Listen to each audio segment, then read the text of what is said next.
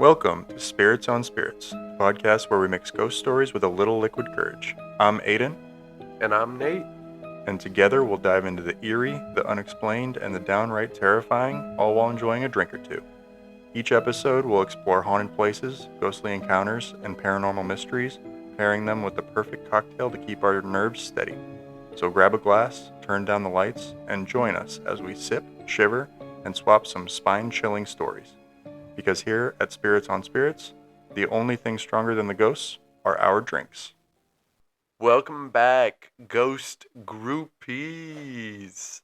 Welcome back. We're coming to you live with another episode of Spirits on Spirits. Dude, I feel like I just hit my podcast voice with that one. That was very podcast voice. Yeah. Nice. Yeah, we got another episode for you guys. We are very excited to be back. We are sitting inside on a rainy Friday night, so kind of setting the vibe, right? The perfect vibe for spooky stories and a nice beverage. Exactly. We are doing Charleston, South Carolina this week. I'm pretty excited, Aiden. How are you feeling about this?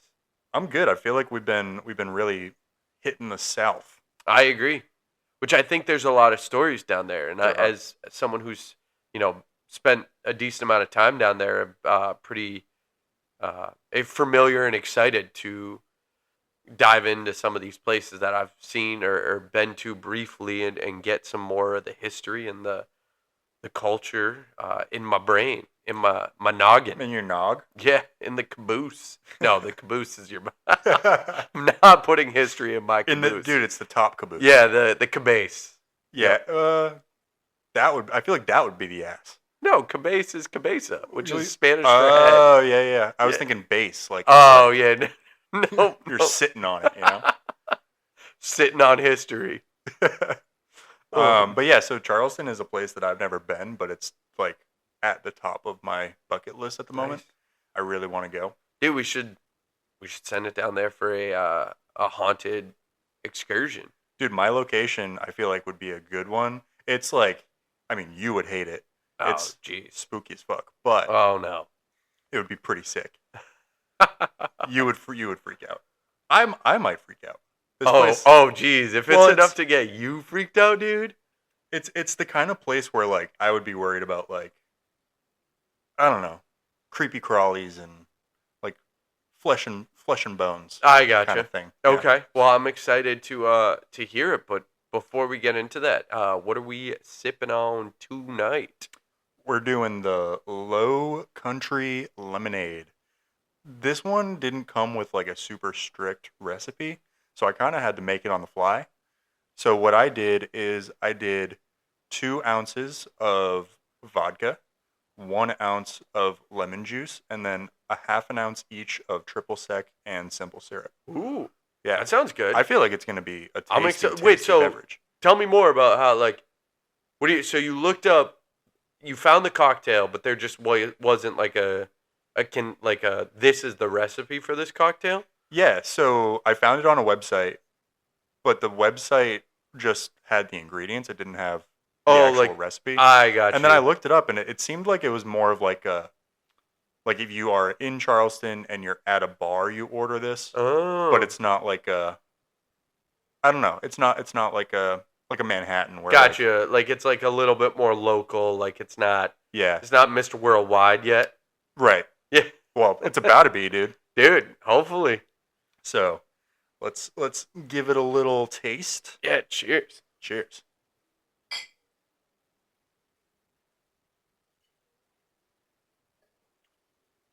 Oh yeah, dude. Is that legit? That is legit. Nice. Yeah, the vodka alternative one is pretty damn good too. Just tastes like a good lemonade, not an overpowering lemonade, just a good lemonade. Yeah, the simple syrup adds the perfect amount of sweetness. Mm-hmm. Yeah, I feel like I kind of hit the sweet spot of amount of lemon because I'm not a huge vodka guy. I like vodka, but it's a little bit. I don't know. In college, Sure, it you got ruined. overindulged. Yeah, Yeah, I that's fair. overindulged Yeah. in vodka, and it ruined it for me. Sure. But if you can like get it where it's just the slight kick of vodka in a drink, and like everything else, like the flavors of everything else comes out, that's That's the sweet spot that's the for you. sweet spot. And Nice. I feel like this one hit it. Hell yeah. Let's Yep. do it. Cool. All right, so Yeah, let's get into it. this week I am doing the Old City Jail in Charleston, South Carolina, which has been covered by like just about every Oh, paranormal jeez. person that I've ever seen. Oh. This is like how you get into the paranormal world. Like, you're not a real paranormal person Yeah, until you do the old Charleston jail. I guess so. Nice. BuzzFeed Unsolved did it. The good old boys. And then like Two Girls One Ghost did a thing about it. Oh, nice. Zachy B. Ooh, Zachy B. I mean, Zachy B's been everywhere. There's been 27,000 seasons of it, so he's been everywhere. Oh, man. But yeah, he's done an episode there. It seems like it's like real spooky vibes. Nice. And there's been some like notorious people who stayed there, so Whoa. I'm excited to get into it. Dude, hit me with it.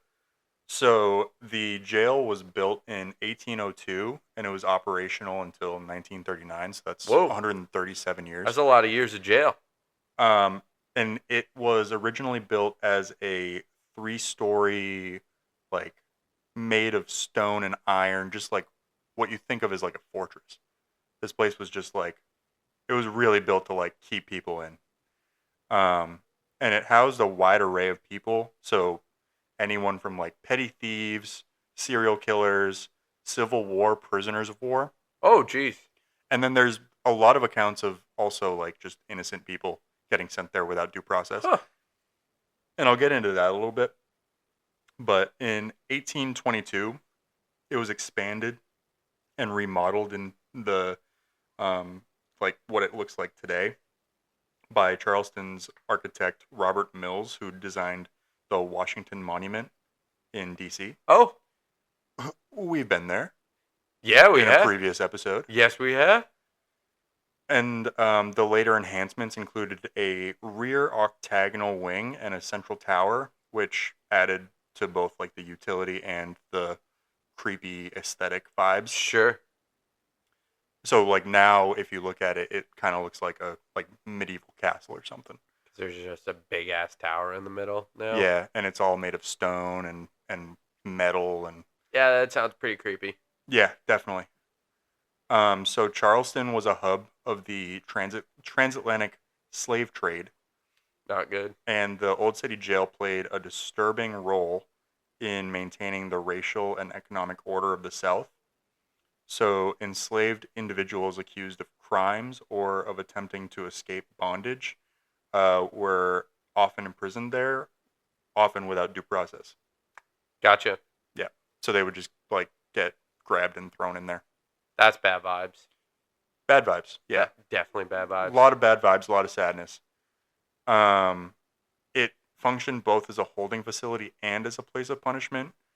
And it helped to reinforce the cruel hierarchies at the time. So obviously, got you. With enslaved people, they were getting sent there all the time, and they were like alongside like mass murderers and just terrible people. Yeah, not to reiterate my hot take from before, but not good vibes. Not good vibes. Not good vibes. But so kind of like a cool thing. Okay. That was an interesting segue. Yeah, I don't know if it's cool, but it was co-ed. Oh. So it housed men and women and children. Huh. See, like, at first, I get what you mean. Yeah, because at first you're like, oh, progressive, and then you're like, no, it probably was just like, it was probably, we you saw probably everything. don't want those people in there together. Yeah. And also, too, just like the thought process of why they did that was probably not the thought process where it's like, yeah, everyone deserves equal treatment and all that stuff. No, that's not. No. Get in the cell. Yeah. Yeah. Get in the bloody cell. Oh, man. Yeah. One of the most notable episodes in the jail's history involved Denmark. I think it's Vesey or Vesey. He was a former enslaved man who planned what would have been one of the largest slave revolts in American history. So in 1822, I'm gonna call him Vesey. That's what it seems to be spelled like. Got you. Vesey and dozens of his followers were arrested, tried, and executed, Oh, with many being detained at the Old City Jail. The insurrection was thwarted before it could ever take place, but the event sent shockwaves through the South and led to even harsher laws governing enslaved people and free African Americans. And then during the Civil War, the jail was used to incarcerate Confederate deserters and Union prisoners of war, including members of the all African American Massachusetts 54th Regiment. wow. Yeah. Jeez. Yeah, that's anytime you hear about the Civil War, you always forget, like, or just really the South during this period of time, you're like, they fought really hard to Yeah. keep slaves. They sure They did. really wanted slaves. Yeah. Yeah. Yep. Yep. Yep. They sure did. They fought tooth and nail to keep the society that they had built. And you know what? We fucking crushed them. Yep. I mean, it's still not great, but yeah, we did. Well, but yeah, we destroyed them though. Yeah, in the war. In the war. Yeah. Yes. And then after the Civil War, the jail continued to house a diverse and often overcrowded population. So it was built to hold 130 inmates, which is Just pretty 130. small. That's a really small jail, I feel like. But allegedly, at its maximum, like over 300 people were in there. So triple. But that's also still not nearly as many as I thought. No, but if you're triple No, if you're triple triple capacity. capacity, like anytime you walk into a bar or restaurant and it's triple yeah, capacity. you can't move. No, you can't move let at alone all. sleep, Yeah. eat, go to the bathroom, Yeah, that's shower. not good. It was a place of incarceration for the poor, mentally ill, and political prisoners during Reconstruction until it was finally closed in 1939. And then later on, it was added to the National Register of Historic Places. Huh. Pretty cool. You can Yeah. like go tour it now. Oh, wow. That's Yeah. cool. Just see kind of that, history. Yeah. Wonder if we should go. I've never been on the National Register of Historic Landmarks. We could probably get a lot of haunted stories We from probably there. could. But I wonder if they separate them into like good places and bad places, or it's just all combined together. Yeah, I feel like like it's these are probably like all the same. good history places. These are bad history I places. feel like it's all just history. Because it is all just history. But at the same time, like if I want to go to a feel good history spot, I want to list that. Is there such a thing Yeah. as a feel-good history spot? Like, the place has been there, and it's considered like a historic place. Some shit's gone down there, probably. Yeah, but I think so. There is definitely a place on the list. Like, I don't know, Hershey, Pennsylvania.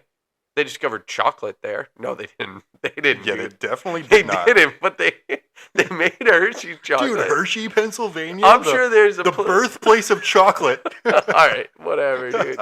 That's on me. That's on me. No, but like where Hershey came from, I'm sure the house of like John Hershey. I don't know what his name was, but I'm sure there was J. Hirsch. J. Hirsch. Is on there, and it's like, that's cool. That's a good place. Like, if I wanted a good moment of history, it's like, kids, you know those chocolate bars that you enjoy so much? This is where it started. Yeah, I guess. Yup, right? Yeah, but they're not Or going to like, separate that place from Old City Jail. Oh, this is where, how about, like, let's take a more realistic one, not just the place where they invented chocolate, but, like, Boston Tea Party. It's like, that was cool. That's a good history moment. Not if you're British. That's fair. I'm trying to think. Think of a place that you could think of off the top of your head that would be, like, just good history. Literally nowhere. Dude, where they, Team USA won the Olympic game, the hockey one, against the Russians. Yeah, that's not feel good if you're Russian. No, that's fair. There has to be a place that's feel-good history for just everyone. No, that definitely doesn't exist. I don't. What, like, come There's on. a contrarian for everything. I mean, chocolate, there's, like... People hate chocolate. Mate? No. Really? Yeah, probably. Where was chocolate invented, if it wasn't? Probably, I think South America, maybe? Like the Aztecs and, like, cacao? I feel like you're shooting from the hip right now. No, I feel like that's... I could be wrong. I'm not confident on that. But I feel like that's a good answer. Until someone proves me otherwise, I'm stick with Hershey, Pennsylvania. In the second half, we'll come back at you with an answer on where chocolate was invented. It's sure as shit not Hershey, Pennsylvania. All right. Now let's get into the ghosts. All right. Ghost me, brother. All right, Drake. Among the most well-known ghostly figures said to haunt the jail is Lavinia Fisher. Do you have any idea who that is? I want to say it sounds familiar, but I might be capping.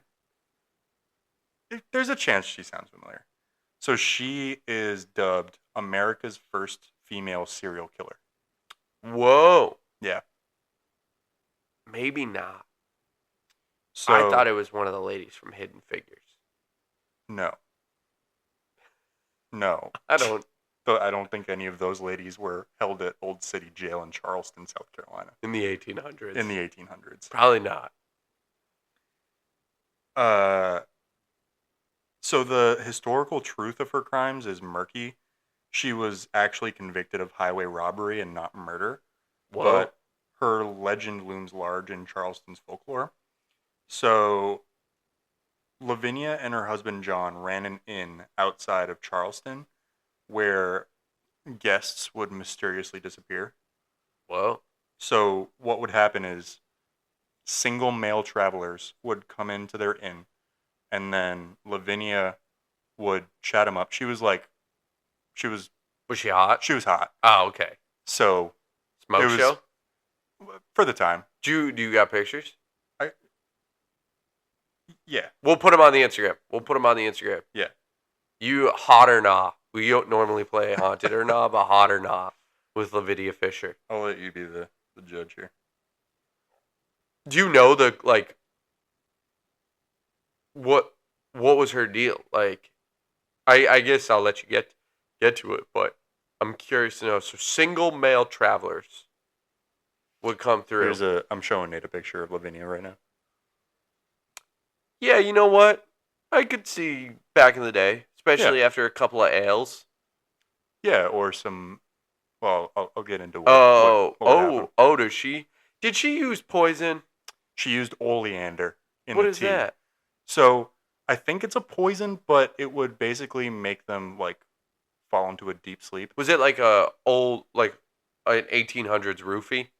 I think so. Oh, okay. So she would put that in their tea, gotcha. And then John, her husband, would come in and stab them. Oh.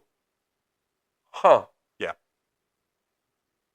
And then there's they allege that and so this was in the BuzzFeed Unsolved episode. I'm not sure how accurate it is, but according to them, they had like a lever that they could pull that would pull the lever, drop the person from their bed into the basement, and then John would be in the basement where he would dismember their bodies. Wait, so he would stab them up above, and then he would run to the basement, or he would. I couldn't substantiate the lever thing. Okay. So he stabbed them, but there's also people also allege that there was a lever that they would pull that would cause them to fall into the basement where John would dismember their bodies. So it's like kind of an Austin Powers type deal. Yeah. Where like they pull the lever. They pull the lever and they fall out of the chair. Got you. Okay. Weird. Husband and wife serial killer tag team. Yeah. Do you think he coerced her into it? Like, was he into the killing? It doesn't seem like it. Like, it seems like she was kind of nuts. She was into the killing. Yeah. And then she coerced him into it? Or maybe just two nuts people So- found each other. So there's actually a part of the story later where maybe she coerced him into it. So I'll get there. Okay. So she was caught and sentenced to death in 1820. And then John allegedly was on the run, and could have gotten away, but he decided that he loved Lavinia too much, and so he came and tried to free her, I think. Oh, geez. But he got caught. Yeah, sure. So that they makes were sense. both in Old City Jail together. Well, not in the same cell, but in the same jail. Because Gotcha. it was the Co-ed. jail. Yeah, sure. So she was caught and sentenced to death in 1820. And when she was going to the gallows, she wore her wedding dress. Oh, so this chick was nuts. So there was a law back then that you couldn't execute a married woman. So she wore the wedding dress, I think, as an homage to that law, reminding the executioner that they can't kill her. But they found a loophole. So she got up there, and John was already on the noose, and they made her watch as they killed him. Oh, man. And then technically she's not married anymore. Yeah. Because her husband just died. That's a loophole. That's a loophole. Yep. So yeah, she watched him die, and now she's eligible for execution because she's a widow. They got her pretty good. Yeah, no, that's a gotcha moment. That's a gotcha moment. That's a good gotcha moment. She's like, you can't kill me. I'm married. Yada yada. It's like losers. It's like when you play tag and you're like, oh, I'm on base. It's like, no, I just killed the base. That's crazy. Oh my gosh. I wonder what her face was like in that moment. So I don't know what her face was like, but as she had the noose around her neck, her last words to the crowd, dude, she was fucking psychotic. She goes, "If anyone has a message for the devil, tell me now, for I shall see him soon." And then, you know what she did next? What? She jumped and killed herself. This chick is nuts. Nuts. Oh, man. Yeah, no, he was at no point. She coerced him into it 100%. Absolutely. Dude, I'm picturing him as like a submissive, yeah, kind of like a little slow. Oh, hi, honey. Honey, can I get you your tea? Hey, can I do anything for you, honey? Can I? Oh, what's that? Oh, you want me to stab this guy? Oh, he seemed kind of. Oh, you want to use my back as a footrest? Okay, Yeah. okay, I'll get on my hands and knees. Don't worry. Because she was just so seemingly foreboding, just Arr. Yeah. She seems demonic. So now her ghost is said to linger in the upper levels of the jail. Nice. Bad fucking vibes, dude. Yeah, She is not someone that I'd want to be stuck with. No, not run into. No, thank you. Visitors report seeing a woman in white pacing back and forth.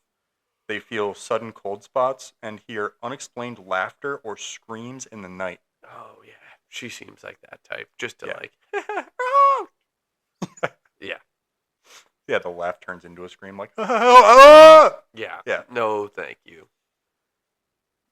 Some claim this that bitch be crazy. She be crazy. Some claim to have been scratched or pushed. Allegedly, if you come out of there with a scratch that's 3 marks, that's her signature. But also, that's demonic signature. Yeah, I was going to say. So I feel like she's got to find her own thing. Yeah, you got to find your own thing. You're unoriginal, Lavinia. You got to shove tea up people's ass or something like that. Yeah, Oleander just Yeah. That would do it. I don't think there's there's any disputing the paranormal. If I go to Old City Jail and I get Oleander shoved up my ass by Lavinia Fisher, I'll give it to you. You're like, ghosts exist. Yeah, at that point, I'm a believer now. I'm a believer. I don't know. I don't know the rest of the words. Her presence is often described as hostile, intense, and unmistakably feminine. You don't say. Well, I don't know about the feminine part. Well, I've been but there. I mean, look at her. But She the looked like hostile and aggressive part, you're like, yeah, that math on like that she one adds looks up. like a girly girl, and then That's fair. she acted like a psycho. Yeah, So. that's fair. Just a psycho. Psycho killer. No, no, Can't no, you see? no. Fall. Better. Dude, I think we should record on Fridays more often. Like, I think the vibes are just so much better. Yeah, dude. No work tomorrow. No, nothing. Yeah. Nothing. I can drink and feel fine about Yeah. it. So another spirit believed to haunt the jail is Denmark Vesey, who's the former enslaved that person guy. who Yeah, started the revolt. The slave revolt. Paranormal investigators have reported strange phenomena near what they believe were the holding cells for his conspirators. Oh? So sudden drops in temperature, sounds of shackles, and murmured prayers in voices that vanish into thin air are heard in those cells. That's crazy. And then some claim to hear the repeated phrase, "We were never heard," echoing in the darkness. That's weird. Yeah. Not a fan of that. There's also some ghosts who remain unidentified. So one ghost tour guide describes a tall, shadowy figure seen near the main stairwell. Tour guests have collapsed, overcome with dizziness or emotion when passing through certain hallways. Whoa. And then there's the spirit of a kid. He's believed to have been imprisoned with a parent there because, like I said earlier, kids would also get imprisoned there. Visitors report the sound of soft sobbing, the tug of a child's hand at the bottom of their shirt, or tiny footsteps pacing just behind them. And then I also heard that people will feel like a coldness like on their hand, like it's like the kid's holding their hand. Oh, it's like a little kid hand? Yeah. Jeez. People like describe this kid's ghost as being like heartbreaking, whereas the other ones are a little more like malevolent. So, yeah, the other one's definitely malevolent. I think in the moment I'd probably not react very well. Yeah. You're like, oh, sorry, oh, poor little kid. Get touched by a tiny, whoa, the fuck? Get this ghost hand off of me. I think I'd probably be like, ah. Kid just wants to hold your hand, man. Yeah, that's fair. You know what? Maybe the second time I'll reach out. If we ever go, I'll be like, you can hold my hand. And then No, you won't, dude. You're a giant puss. Yeah, wait. I don't think we can say that, dude. What? Can we not say that? With all the shit that we say? Bro, we haven't said that. Puss? Yeah, well, I guess. Yeah. Puss is fine. I think. Yeah. I don't know. Maybe? I think it's fine. Well, it's like. Wuss. You're a giant wuss. There you go. I don't know, man. I think we gotta keep it clean for the kids. The ghost kids. Maybe the ghost kid's gonna listen to this, bro. Yeah. He's gonna get Lavinia Fisher to shove plants up your ass. He lived in a jail. You don't think he's heard he probably heard shit? way worse. Way worse. Probably he's probably seen absurd things. Terrible, traumatic things. Yeah. Yeah, that's fair. All right, you can hold my hand, kid. I'll give you No, I don't. pat Dude, on I the think back. you'd get in there and be like, oh, I felt something. Oh, what was that? Bro, first off, why would I be one of the ghosts? That was like, oh. I don't know. But yeah, probably. No, I'd probably not react well to that. No, you would freak the fuck out. Yes, absolutely. You would too. No, I would if not. If you felt a little ghost hand on you, I call bullshit. If I felt like coldness on my hand, I'd be like, oh, it's cold in here. No, but like it felt like someone's hand grabbed your hand and it was not there. I haven't felt it. So I would need to feel it to figure out. It would freak you out. I think I'd be okay. But I think it still would freak you out in the moment. I guess we'll have to find out. I guess we'll have to find out. So when we go to Charleston, we'll hit up city jail. What do you think? Haunted or not? Haunted. Yeah, I agree. Also, something that I forgot to mention. Okay, so think about this. Capacity is 130 people. Yeah. Maximum at a time, 350. Yeah, that's a lot. 300, 350. Yeah. What do you think is the number of estimated deaths in Old City Jail? And it was open for like 100+ years. 137. I'm going with 1,000. Yeah. Multiply that by 10. 10,000 people? 10,000 people. That's a lot of dead people. That's an absurd amount of dead people for a building with such low capacity. Yeah, that's nuts. Oh, jeez. Yeah, 1,000. I was going to say haunted, like, without a doubt, through and through, just from those stories. But now that I know 10,000 people died there, that's so many people. Like, it must have just been, like, the turnover in there must have been insanity. Insane. Yeah, that's crazy. That is nuts. Yeah. Like, how many people, like, made it out of there alive at that rate? Probably not many. Probably not many at all. Probably not many at all. Ugh. So, yeah, the verdict is bad vibes. Bad vibes. Hella bad vibes.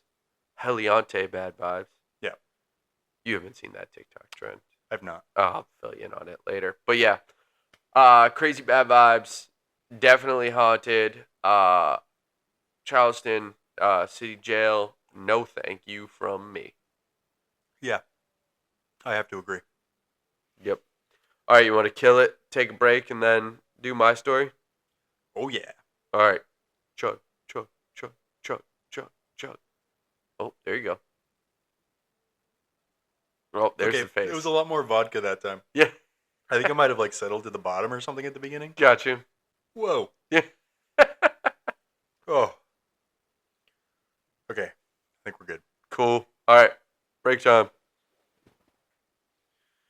We're back. We're back. Back at it, dude. Drink number dose. Back at it with the new Vans. Do you remember that? Daniel. Back at it with the new Vans. And then didn't he go on Ellen and get free Vans for life? For life. I feel like they, like, probably take back on that. Once you're not famous anymore, they go, fuck you. Like, can they do that? I don't know. I mean, if it's in writing legally and you sign something and they sign something, then I don't think so. I've always been kind of curious. What does that mean? New, like, Vans for life? How often can you get a new pair of Vans? Could I get one, like, every day? Maybe. I know my dad had a pair of Doc Martens, like the boots. Yeah. That was like a special pair, and it was Doc Martens for life. And he could order a new pair. I think the maximum was one pair a month, but you could order a new pair like once a month. Like free. Well, I mean, you paid like an extra amount for the boot. Like, I think it was like $300 or something like that, as opposed to the normal pairs being like 150. But if you're Damn Daniel and you get free Vans for life, no, like, you don't have to buy a pair first. You just get free Vans for like, life. Yeah, I wonder what that looks like. We should Google him and see if he still gets free Vans. I feel like they have to uphold it. They have to. We're coming for you if you don't Vans. Yeah, we're getting free Vans for life if Damn Daniel isn't. Oh, man. So, all right. Should I get into my story? Get into it. Let's do it. So, all right. I am doing the Old Exchange in Provost Dungeon. Have you heard any, or did you, like, scroll past this when you were looking for your place? I have not heard of it. Nothing, really. Exchange and dungeon. No, yeah. It sounds like a financial place and also a dungeon, which is weird. Yes. So, this building has had it's worn many hats. Okay. It's a building in hats. It started back. To really understand it, you got to scroll back to the start of Charleston. So back in the late 1600s, there was two English tall ships that came into, Charleston, or what is now known as Charleston Harbor, with the vision of making a mini London. Like the goal when building Charleston was to make a mini version of London. They wanted it to be ornate. They wanted it to have the aristocracy, the gentry, the I'm blanking on the term. Status? The status, the architecture. They wanted it to be a place of culture.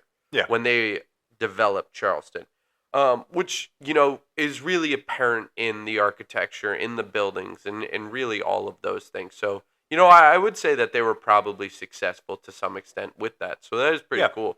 The very interesting thing about Charleston that I didn't actually know until I looked at all this stuff is that Charleston, for the first close to 100 years, from 1680 to 1767, it was a walled city, meaning it had walls all the way around it. Huh. I didn't know that. That's kind of cool. I feel like a lot of the earlier settlements probably were to keep Native Americans out. Sure. So maybe now that's what it was, but I don't know. Do you know what they were trying to keep out? If you had to guess, Charleston, South Carolina. Florida. That's a good one. No, pirates. They were trying to keep the pirates out because Charleston's location had, once they got there, they realized that this was a place that they could build a pretty legit port. Obviously, us being Salem locals, have the advantage of knowing what a port city looks like and feels like and stuff like that. Salem was the biggest port in the colonies, and Charleston really saw the opportunity to become on that level. So they built a pretty big, like they said, miniature London city to replicate, to want to have that culture and that status, but also be that bustling port. Right. Of Salem, of London to some extent, and all that stuff. So, pretty cool. So yeah, then in the late 1700s, they built the Old Exchange. So once that port city got going, there was this need for for a customs house, for a place that these goods can be exchanged and traded, and the commerce that comes along with being a port city can begin. So they did it. They built one. And it was built in a way that customs house was there and there was trade and all that stuff. But actually underneath it, there was the Half Moon Battery, and it later got named to the Court of Guard.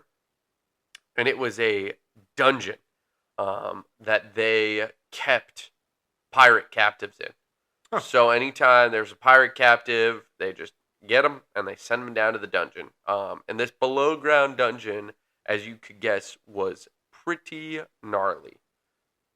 There is even some accounts that Blackbeard potentially got picked up and put in this dungeon. Yep. There was so those are kind of legends. There's nothing really been anything that's been corroborated around that. There was another pretty famous pirate by the name of Stede Bonnet.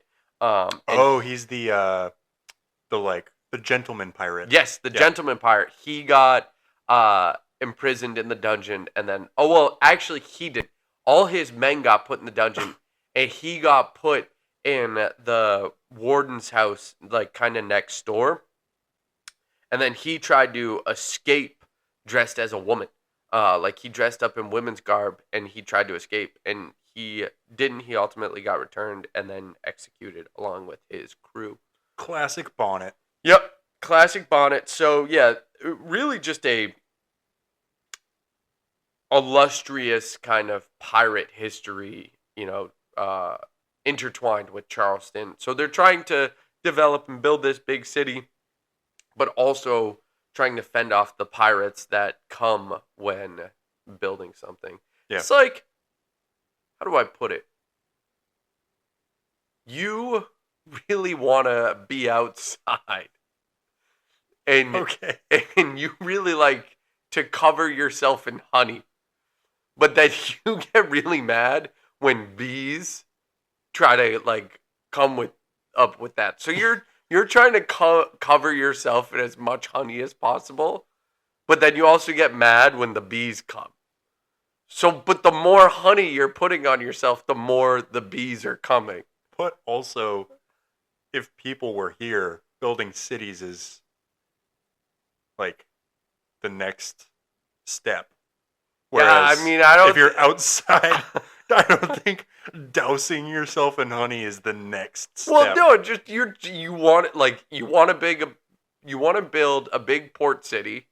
That's the honey. So, and you want to keep building it, so then you keep pouring more honey on. See, if you were smart and you're building a big port city, you support the pirates and you let them do trade through your ports so they won't attack you. They'll want to come to you. There was probably some of that. Yeah. So that'd be like, you like the bees? Yeah, you and the bees are homies. Are You're getting boys. along. Yeah, you're boys. Yeah, I see it. But I think the way they went about it for the most part is they didn't want that. A fun little tidbit was that Blackbeard actually blockaded Charleston Harbor, and he took a bunch of prisoners because he wanted medicine for curing venereal disease. Oh, okay. Yep. So he got his disease, and then he gave the people back. Medicine. Yeah, he wanted. Oh, yeah, he got his. He didn't get his disease. They didn't. Guys, hey, hold up. It's a stick up. Give me venereal disease. Oh, okay. You can have it. Here you go. They give him his medicine. Nice little cough for venereal disease. There you go, Blackbeard. Yeah, and then Stetson Bennett, or not Stetson Bennett. That was the quarterback for University of Georgia. Know my name, quarterback. So the Half Moon Battery existed for a while, and then they built the old exchange on top of it. It actually became the fourth largest. So Charleston's port became the fourth largest port in the American colonies. Suck on that, Charleston. Suck it, number one. Little old Salem. But yeah, so they did some pretty hefty trade through there.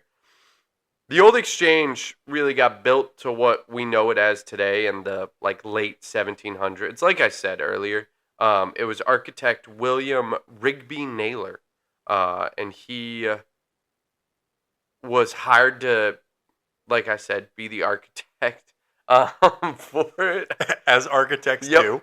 Just like Ted Mosby, architect.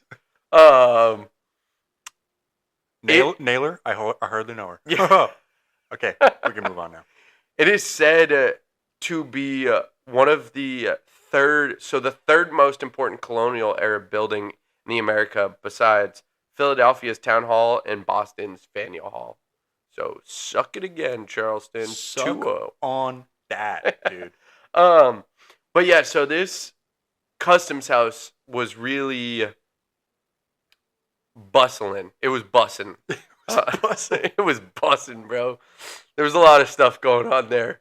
So you'll get a kick out of this. This story I read was hilarious because the article or the way I read it was like, oh, you've heard of the Boston Tea Party, right? And I was like, yeah, I did. I don't know why I was talking to the article, but I was like, yeah, no. Article, I've heard of that. I've heard of the Boston Tea Party. And they're like, little does everyone know, in Charleston, you're like, oh shit, did Charleston have a Boston Tea Party too?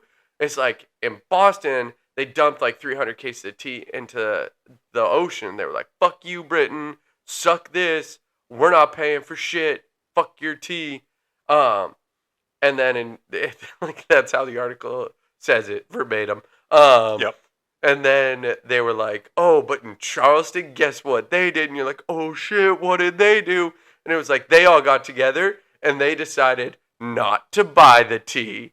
And you're like, oh, okay. That's way less cool. Way less cool. And they're like, they just put it in the customs house and then no one bought it. And you're like, It's like Charleston is just kind of it's like the kid brother of Boston. Yeah, right? 100%. So I thought that was hilarious. Yeah. It also had a couple more kind of important pieces of historical importance. One is later. I'm trying to think of the order I want to do them. Because one's more important for the paranormal, but it comes earlier in the timeline of like the events that happened here. Or Do that one first. Okay. All right. So you've heard of the American Revolution, right? No, No? I've never heard of it. All right. Sorry, what happened in that one? So I had a crazy story for you, man. A long time ago, London, like England and all that stuff. Yeah. Fish and chips. Yeah. Fishy chippies. Crumpets. Would you like some tea? Some tea. Those motherfuckers owned us. No. Yeah. Dude. They said we could have 13 little colonies. It's actually pretty generous. Okay, loyalist. Loyalist much? But yeah, so they gave us 13 little colonies, and they say, you guys can play charge over there. But meanwhile, we're going to make all the big boy decisions over here. And then some of the colonists started to make a lot of money, and then they go, hey guys, can we make some of those big boy decisions now? And then they just punched all of them on the arm. It's a true story. They gave them a noogie and we're like, nah, little bro. Yeah, no, nerd. You can't. We slapped their binders out of their hands. They're like, guys, we really would like if you, like, we came up with this cool little saying. We think it might be, we think it's cool. We don't know if you guys think it's cool. But, like, we would love taxation with representation. And then England collectively walked up to the guy that we sent over. I think it was Ben Franklin or something like that. And they all kicked him in the nuts. And they said, no taxation with representation. And then they sent him back on a kite.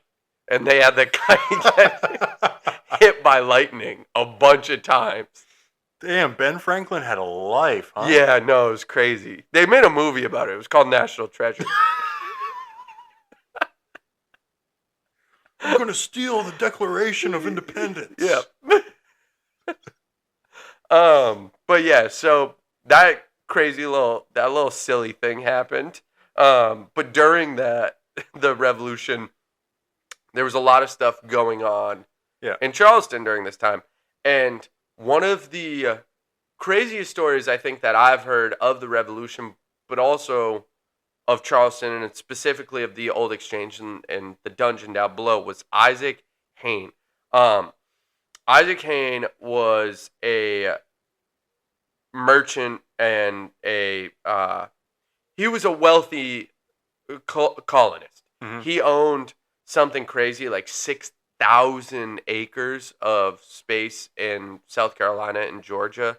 Like, he had house in Charleston, plantations like all throughout Carolina, and then like a couple other plantations. Like, I think he had something like 1,000 acres down in Georgia and stuff like that. So this guy was really rich. Yeah. Like, really friggin' rich. And he actually was a captain in the militia. Like, he didn't like the British. So he was not down with them. But when they started to kind of get a stronghold down in South Carolina, specifically in Charleston, he kind of got to the point of like, oh shit, I'm really fucking rich. And I'm going to lose it all if the British, like the British were like, surrender now. And he didn't, or like they were like, surrender now. And he was like, I'm really fucking rich. If I surrender, I still get to keep most of my shit. I just need to say like, yeah, I vibe with the king. Like, I'm not going to be like a dick to you guys. And they're like, bet, sounds good. They take him up on it.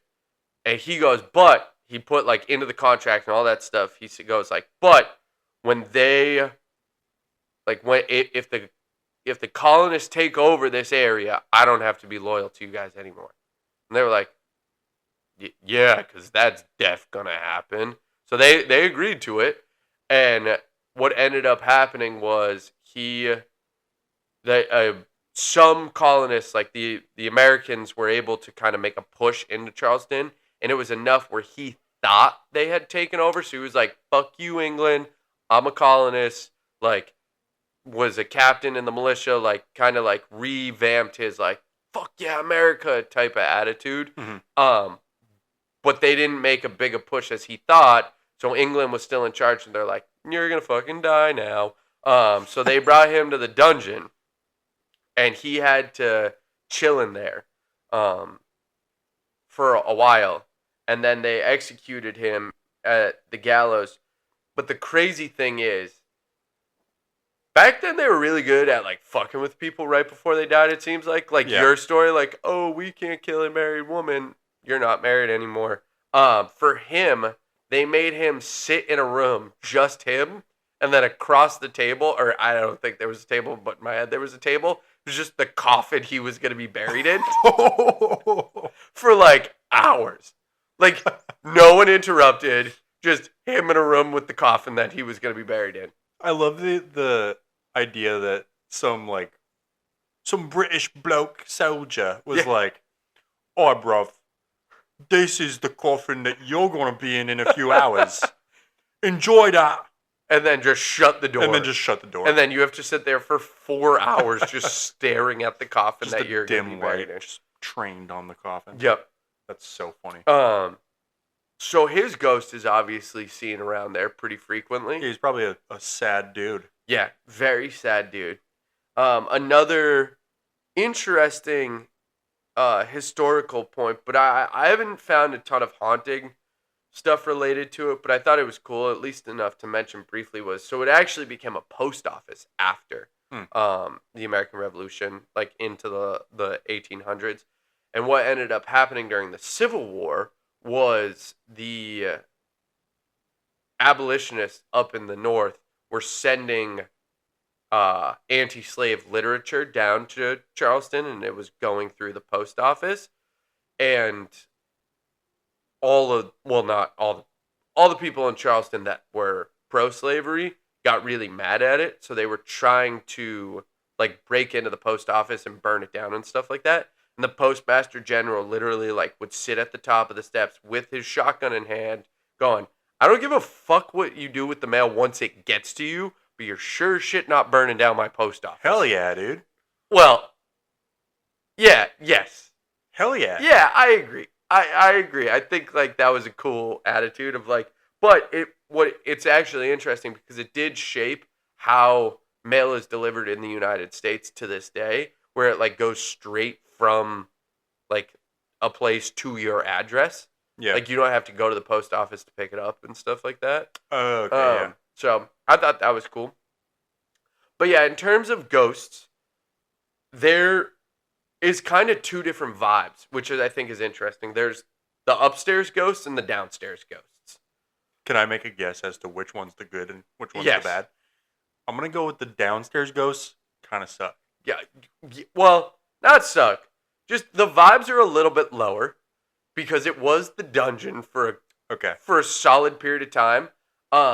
And things weren't awesome in the dungeon. Like they weren't big fans of the people down in the dungeon, so they didn't. So Coffin Guy is chilling down in the dungeon. Yeah, Coffin Guy is down in the dungeon, as well as some other I mean, a decent amount of other spirits. Because from what I can tell him, and a line that stuck out to me in my research was, they actually, when people died in the dungeon, they often just left them. Like, they didn't bury them. They didn't do, like, they just left them to rot next to the in living. the cell? Yeah, in the cells, in the dungeon. Well, because you got to think, it was, like, all pirate people that, like, you know, pirates were the hippies of the, like, 16 and 1700s. Where, they, like, no one liked them. Yeah, but if I have to work in an environment that includes going down to the dungeon every once in a while, I'm not going to say a clean environment to work in. Yeah. But, like, maybe one that doesn't stink of death. No, I agree. But yeah, so there was, I mean, they were torturing them down there. So there was at least a couple of dudes that were like down there to torture. Yeah. But yeah, there was often guys that were just left to rot next to the living in the cells because it was just a bunch of pirates that went through. So no one respected them. No one liked them at all. So they just, tortured them and would sometimes execute them at the gallows. Other times they would just die waiting for their execution date and then just be left to rot. So the vibes down there are pretty low. Normal. Hayes is really the only name that I could find when it came to specific hauntings. Yeah. Or specific characters that we know that died down there because there was a lot of nameless pirates. So yeah, there was but a lot of cold spots, a lot of orbs. There's obviously like a lot of chains down there because it's a museum now. So like a lot of people will just like hear the chains like and stuff like that, which that's not creepy at all. A lot of voices screaming, like a lot of agony and stuff. Yeah, just all around bad vibes. Upstairs vibes, still some ghosts just kind of roaming around, but there is like anytime you interact with the ghost upstairs, there's a generally positive or way more positive spirit that exists as opposed to downstairs. Well, yeah, they get to be upstairs. Mm-hmm. They don't have to be in the rotting dungeon. No. Nope. So I had a list written down where I want to make sure I covered it all. So also too, bunch of guests to the museum are pushed, like scratched. Big one though, like the most common is the hands around the throat, because they were all getting hung. Yeah. So I think that one lines up with that in terms of like when I'm playing Haunted or Nah, I'm like, okay, like yeah, that all makes sense. Talks about the terrifying cries and screams and moans, like moans of agony, not moans of pleasure. Yeah. Yeah. That's weird. That threw me off a little bit. Moans of pleasure. No, yeah, moans of agony. Groans. Yeah, groans. That's a good one. Groans. And then also too, anything like any spirit that's kind of seen is in that revolutionary era garb, cool. If you will.